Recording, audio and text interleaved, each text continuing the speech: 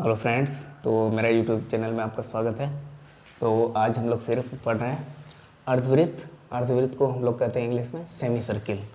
तो हम लोग वृत्त देख लिए थे, अब देख रहे हैं अर्धवृत्त। तो वृत्त हो गया, ये वाला था, ये वृत्त था, ये वृत्त था, ठीक है। अर्धवृत्त मैंने आधा वृत्त, अर्धवृत्त मैंने आधा वृत्त। जैसे हम लोग ये वृत्त एक बना रहे हैं, ये वृत्त है, तो इसको हम लोग ऐसे मिला देंगे तो ये हो गया अर्धवृत्त मैंने आधा वृत्त। अगर इसको हम लोग डॉट द्वारा करेंगे तो ये क्या हो जाएगा, एक वृत्त हो जाता। लेकिन हम लोग यहीं तक लेंगे तो इसको हम लोग कहेंगे अर्धवृत्त, ठीक है। तो अर्धवृत्त में क्या हुआ तो देख लेते हैं, आइए।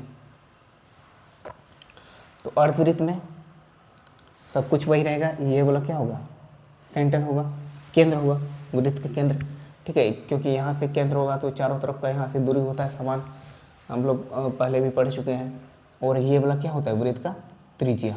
ये क्या होता है, वृत्त का त्रिज्या। और इधर भी हो गया वृत्त का त्रिज्या, तो ये वृत्त का त्रिज्या r और ये भी हो जाएगा r, ठीक है। तो अर्धवृत्त का क्षेत्रफल क्या होता है वो देख लीजिए पहले आप। अर्धवृत्त का क्षेत्रफल मतलब सेमी सर्किल का क्षेत्रफल क्या होगा। पूरा वृत्त का क्षेत्रफल क्या होता है, पूरा वृत्त का क्षेत्रफल होता है पाई आर स्क्वायर। लोग पढ़े थे क्या होता है, पाई आर स्क्वायर। तो इसका आधा कितना हो जाएगा, इसका आधा मतलब 2 से भाग दे देते हैं, तो पाई आर स्क्वायर को 2 से भाग दे देते हैं। ये हो गया अर्धवृत्त का क्षेत्रफल, ठीक है। जहाँ आर क्या हो गया, वृत्त का त्रिज्या है, ठीक है। और यहाँ पर फिर वही होगा, डी बराबर क्या होगा, डी बराबर 2r होता है। डी बराबर क्या होता है, 2r होता है। तो इसी तरह अगर r का मान यहाँ r का मान यहाँ भी रख सकते हैं, तो r का मान यहाँ रख देते हैं। तो पाई का पाई, r का मान कितना हो जाएगा, r का मान हो जाएगा d/2। तो r का मान हो गया d/2 का होल स्क्वायर बटा 2। इसको आगे हल करेंगे तो पाई का पाई यहाँ हो गया d स्क्वायर और कितना हो गया 2 का स्क्वायर तो 2 दूनी 4 और नीचे 2 दूनी 4 दूनी 8। तो ये भी होता है। तो आप याद रख सकते हैं अर्धवृत्त का क्षेत्रफल क्या होता है, वृत्त का क्षेत्रफल को हम लोग 2 से भाग दे देंगे, वो अर्धवृत्त का क्षेत्रफल होता है। या फिर इसको भी आप लोग याद रख सकते हैं। इसको याद रखने की ज़रूरत नहीं है, क्यों, क्योंकि r का मान d/2 रखेंगे तो ये वाला मिल जाएगा। तो ये वाला याद रखिएगा, अर्धवृत्त का क्षेत्रफल पाई आर स्क्वायर बटा 2, कुछ भी नहीं है, ये पूरा वृत्त का आधा कर देना है, क्योंकि अर्धवृत्त का क्षेत्रफल, ठीक है। तो ये बात समझ में आ गया। अब हम लोग देखते हैं अर्धवृत्त का परिमाप या परिधि, परिमाप या परिधि, अर्धवृत्त का परिमाप या परिधि, ठीक है। Circumference of semi circle. तो देखिए एक हम लोग अर्धवृत्त बना लेते हैं। ये हुआ अर्धवृत्त, ये बना दिए, ठीक है। ये हो गया वृत्त का, अर्धवृत्त का केंद्र हो गया।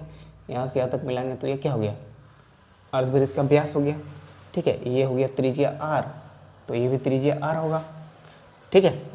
तो इसका परिधि या परिमाप कैसे निकालेंगे, यहाँ से ये वाला जितना लंबाई होगा, यहाँ से यहाँ तक का लंबाई और यहाँ से यहाँ तक का लंबाई, तो ये हो गया कुल। इसको हम लोग कहेंगे अर्धवृत्त का परिमाप या परिधि। यहाँ से यहाँ तक का दूरी निकालना है और साथ में यहाँ से यहाँ तक का दूरी को जोड़ देना है, ठीक है।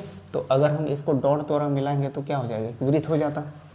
तो वृत्त का परिधि कितना होता है, वृत्त का परिधि कितना होता है, सरकमफेरेंस C बराबर हम लोग क्या पढ़े थे, 2 पाई r। कितना पढ़े थे, 2 पाई r। तो आधा ही निकालना है, ये वाला सिर्फ निकालना है। तो ये वाला कितना हो जाएगा, इसको 2 से भाग दे देंगे, तो 2 से भाग दे देंगे तो 2 पाई r को 2 से भाग दे देंगे, तो 2 से 2 कट गया, कितना आ गया, पाई r। कितना आ गया, पाई r। तो यहाँ से यहाँ तक कितना हो गया, पाई r, पाई r। यहाँ से यहाँ तक तो आप निकाल लिए, लेकिन ये वाला भी तो जोड़ना पड़ेगा, ये भी जोड़ना पड़ेगा। तो यहाँ से यहाँ तक कितना r और यहाँ से यहाँ तक r, तो मतलब कितना हो गया r प्लस r। तो कितना हो गया पाई r और r 2r, ठीक। तो r कॉमन ले लेंगे हम लोग, कितना बचेगा, पाई प्लस 2। ये होता है अर्धवृत्त का परिमाप या परिधि। इसको आप लोग याद रखिएगा। ये वाला फॉर्मूला भी आप याद रख सकते हैं या इसको भी याद रख सकते हैं, ठीक है। समझ में आ गया। तो एक सवाल है यहाँ पर, अर्धवृत्त का क्षेत्रफल तथा परिधि या फिर हम लोग परिमाप भी कह सकते हैं, यहाँ परिमाप भी आप लिख लीजिए, कोई दिक्कत नहीं है। तो अर्धवृत्त का क्षेत्रफल तथा परिधि या परिमाप ज्ञात करें जब व्यास कितना है 14 सेंटीमीटर हो। जब व्यास कितना है 14 सेंटीमीटर है, ठीक है। तो अर्धवृत्त का क्षेत्रफल हम लोग पढ़ लिए, क्या पढ़ लिए, अर्धवृत्त का क्षेत्रफल। अर्धवृत्त का क्षेत्रफल क्या होता है, पूरा वृत्त का क्षेत्रफल कितना होता है पाई आर स्क्वायर, इसको 2 से भाग दे देंगे, ठीक है। तो पाई, ये पाई का मान 22/7 लेंगे क्योंकि 7 से ये 14 कट जाएगा, तो पाई का मान हो गया 22/7 गुना त्रिज्या कितना है, त्रिज्या कितना होगा, ये तो व्यास है 14, व्यास कितना है 14, तो त्रिज्या कितना हो जाएगा 14 का आधा 7, 14 का आधा कितना हो जाएगा 7, 7 का स्क्वायर और यहाँ बटा कितना 2, इसको आप लोग हल कर लीजिएगा। तो 22/7 गुना 7 का स्क्वायर है तो 7 गुना 7 और ये नीचे 2 रहेगा, 7 से 7 कट गया, ये 2 से 11 बार में कटा, तो 11×7 77, 11×7 77 और ये सेंटीमीटर है तो सेंटीमीटर का स्क्वायर। तो ये हम लोग क्या निकाल लिए, अर्धवृत्त का क्षेत्रफल निकाल लिए। तो अर्धवृत्त का क्षेत्रफल ये हो गया, ठीक है, समझ में आ गया।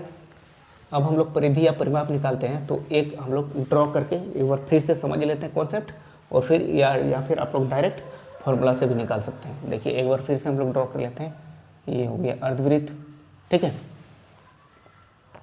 ये हो गया केंद्र, ठीक, यहाँ से यहाँ तक ये हो गया व्यास, यहाँ से यहाँ तक क्या हो गया व्यास, तो व्यास कितना दिया हुआ है 14, यहाँ से यहाँ तक कितना है व्यास है 14 दिया हुआ है, कितना दिया हुआ है 14 दिया हुआ है, तो ये वाला आधा हो जाएगा, त्रिज्या कितना हो जाएगा, त्रिज्या कितना हो जाएगा 7, त्रिज्या कितना हो जाएगा 7, ठीक है। तो इसका हम लोग क्या निकालेंगे परिधि, तो परिधि क्या हो जाएगा,